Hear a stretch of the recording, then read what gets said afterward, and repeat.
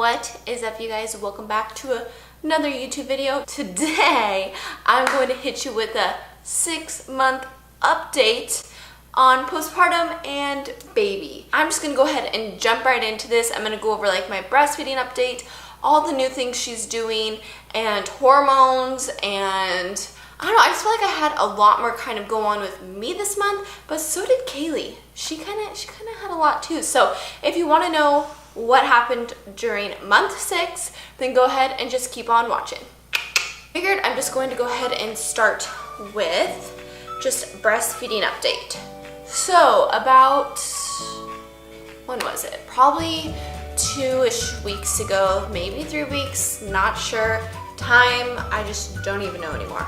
So around then I kind of posted that I just wanted recommendations of how to relactate, and I just didn't want to give up because I really didn't. I did not want to give up, and I had so many women jump in and like support me and send me all these different kinds of things. So I gave it like 100% go. I tried for 2 solid days trying to get her to latch.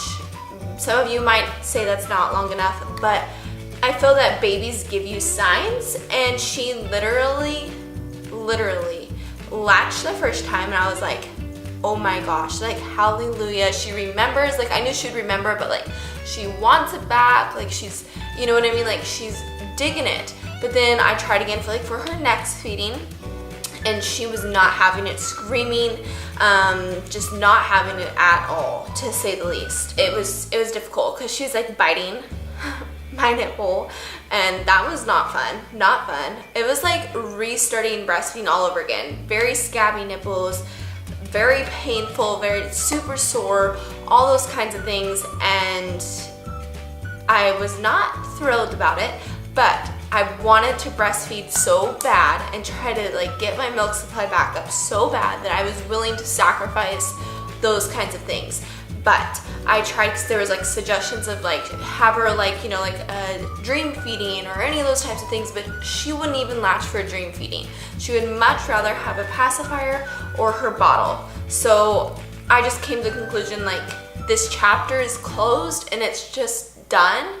It's time to put it to rest. She is healthy, she is happy, she's getting fed, which is most important. And it's just time for me to stop stressing about something that I can't control. And she's showing me signs that I just don't want to do it anymore, Mom. I don't want to do it anymore. And I mean, there's things that I'll definitely change when it comes to the next kid, but you know, that child's gonna be different too, so who knows.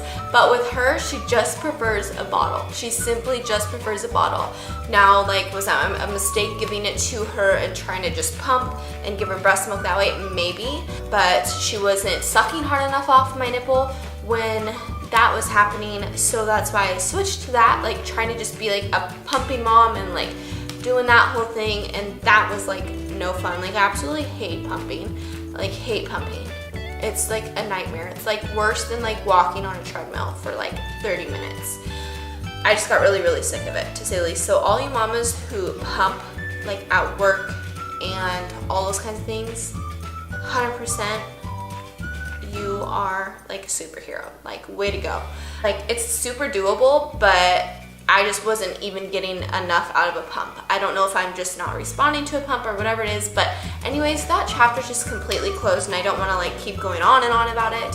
So she's been on formula, and she's happy, healthy, being fed, she's gaining weight, and that's all I could simply ask for. That's all I could ask for. So I'm very happy about that. So next on the list, hormones. After giving birth, you literally feel like you are not yourself. 100% not yourself.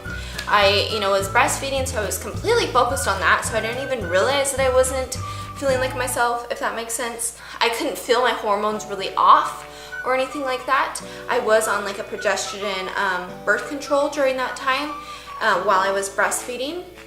But then, as the breastfeeding chapter closed, I decided that I'm not going to get back on birth control. I have not felt my body do its own thing since I was 16. And I think it's time that I know like what my body does, and just feeling all the sorts of things that I have never felt before. Like, I remember that I did have pretty bad periods before I was on birth control, so I don't know if that's going to happen again. And if so, then I don't know. When we get to that, I'll cross that bridge when I get there. That happens. But for probably about, it felt like two weeks. It felt so long, because when you're in, like, I wouldn't say depression, but I just felt in a very, very dark place. No, it was because my hormones were out of whack. Stopped breastfeeding, stopped taking birth control, just had a baby, you know, like my body out of whack, like out of whack. I would get 8 to 9 hours of sleep at night because she's sleeping through the night, and still be exhausted the next day. And I should not be exhausted after getting a solid amount of sleep. And I don't know, like I could not find motivation. I didn't know what I was doing with my life, it felt like. I have to say that I started taking Balance. It's from Alani Nutrition. I hope I'm saying that right. I'm sure like millions of you follow them on Instagram, and they're really only on Instagram, yeah, but know a lot of their companies, and these two products I'm going to show you are from their companies. But this literally changed my life. I 100% back this, and I've probably only been on it for a week, but it's literally helps. It says right here, hormonal balance, weight management, and supports complexion and fertility. Now, I haven't seen like the complexion part yet, but let me tell you, probably day 3 on this, I just felt awake. I felt alive. Like, I have not felt alive in months. Kaylee's 6 months old, so it's taken me this long, which I've heard it can take an entire year. But I didn't want to wait an entire year, and if it does, it does. But it hasn't for me, and I give it all to this thing right here. It's Balance by Alani Nutrition, and I'll link it down below. I'm not tired during the day. I don't need a nap. I am happy. It's affected my mood in such a positive way that I didn't even know existed. Like, I feel stress-free. I mean, don't get me wrong, like, it doesn't take away stress like for forever, but like when I'm faced with those situations, I feel that I deal with them a little bit better. My bad days, everybody has their bad days. I'm human. You're still gonna have your bad days, even taking Balance. But I just feel a lot happier, and I feel like I'm being a better mom.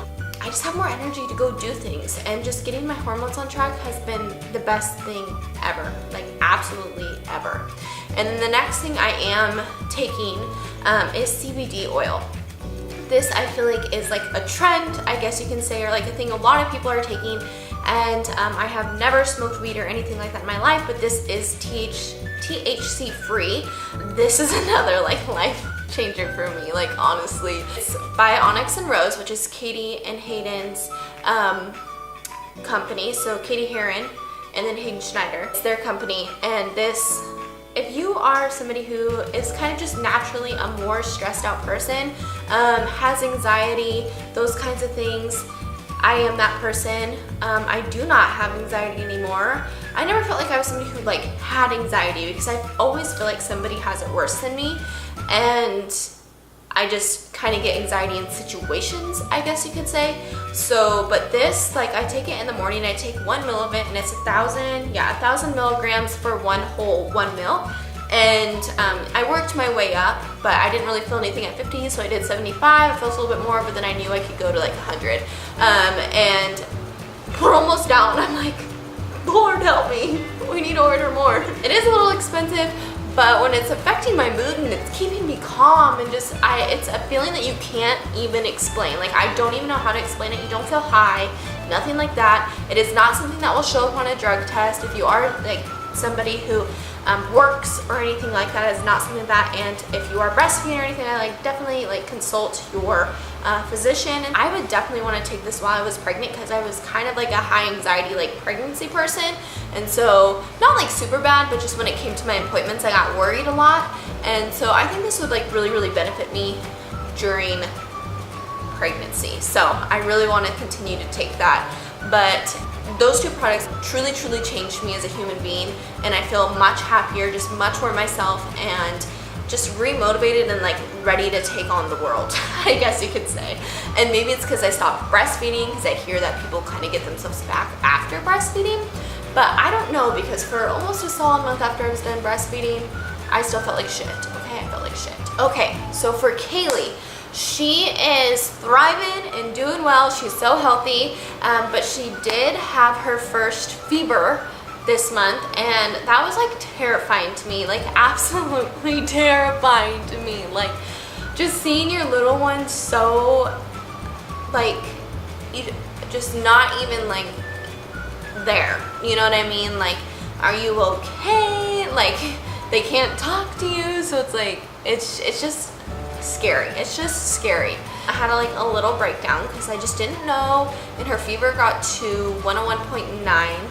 So we took her in when it did get to that, because her pediatrician doctor's office was still open. They had like extended hours that day, so like yes please, like that was amazing. They couldn't find anything of why she was having a fever, so that was great. Not really easing on the mind. So they tested her for UTI. They stuck a catheter in there, which she screamed bloody murder, so that was fun. When she already just didn't feel well, so that was just not a good time. Thankfully, about 3 days later, it did go down, and she told me, I can't remember exactly what it's called, but she told me that most babies could have a fever and then they'll break out in a rash, and that's exactly what happened. Is she had a fever for 2-ish days, and on the 3rd day her body like did break out in a rash. Not super bad. It was on like her stomach and a little bit on her legs, not really on her face, a little bit on her neck, but by day 4, maybe 5, she was completely fine, and that was good. She had a little bit of diarrhea, but I was so happy to have that like passed and gone. And another thing that I don't think I've talked about, but she had a little bump behind her left ear. Now anytime you find a bump, that is absolutely terrifying, and especially when it's on your kid when she's 6 months old, like finding that, like my heart like just simply like goes out to anybody who has experienced a bad situation when it comes to a bump. Like oh my gosh, like my hearts go out to you, because I remember finding that in my like just heart like dropping to my stomach, like this can't be, like this cannot be. And you know, you try to stay positive. I almost wanted to cry and like all those kinds of things, but I did my own research, which sometimes is not good on Google, is not good. But then we ended up taking her in because, you know, it's a bump, so you should. But her dad kind of has like a bunch of bumps, not a bunch, but like on his groin area, on his arm, like certain areas, and they are lymph nodes, and they are genetic. So we took her in, and it's a lymph node. Like, thank you, Lord. Like, seriously, thank you, lymph node. And as long as it's movable and not growing, then obviously it's lymph node. And I read that it was common behind the left ear, which made me feel better. And also sometimes if there's like a bump behind there, it could be like they have dandruff or things like that their scalp is fighting off. It could have to do with her scalp, which her scalp always has dandruff. So that could be that too. So all of that made me feel a lot better about the situation. But if any of your little ones have that, like, let me know, because it just puts like my mind at ease. Like every day I'm checking it, just once a day. I'm getting better because I'm learning just to let go and like have faith, because I really believe it is nothing and it will not turn into something, but it's still something scary just as a parent, like to know there's a bump behind your kid's ear. But most of them, it said that it could have been a cyst or a lymph node, and it's movable and not growing, so it's lymph node. But on to more just happier and better things. She's moving like crazy. Like, she is rolling all over the place, loves rolling all over the place. Let's see, anything I eat is hers, so I definitely do not have any meals to myself anymore, to say the least. She is trying to crawl. She has really strong legs, and so she Definitely bends him and like moves her legs back and forth, but she doesn't understand like the whole motion yet. Like I tried to show her, but I think in no time she's probably gonna be buzzing around this entire house. She loves to stand, do all those kinds of things. She's just a happy, like pretty much go easy baby, but she definitely tells you what she doesn't like and what she likes. Like she's very expressive, super, super expressive. Like if she is pissed off, you're gonna know she's mad. If she's like just irritated with you, you're gonna know. If she's happy, she'll let you know. But she's super, super expressive, and I'm just like, oh girl, you got some attitude. Wonder where she gets that from.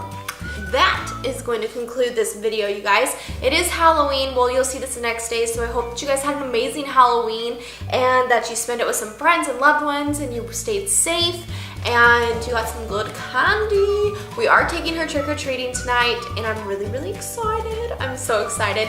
She is going to be a lion for her first Halloween, and I'm pumped. Like, it's so cute. Like, babies in costumes, like, there's nothing cuter. There's nothing cuter. Babies in costumes. So, I mean, like, share, I don't know if you can, or share on, like, my Instagram, or send me, like, your babies in costumes. Like, I totally want to see. So, like, you know, send me a DM, like, slide in my DMs of, like, your baby in a costume. Totally want to see it. And your family, any of that kind of stuff. My husband and I aren't dressing up this year, but my plan is next year to always do a family costume idea until she says no.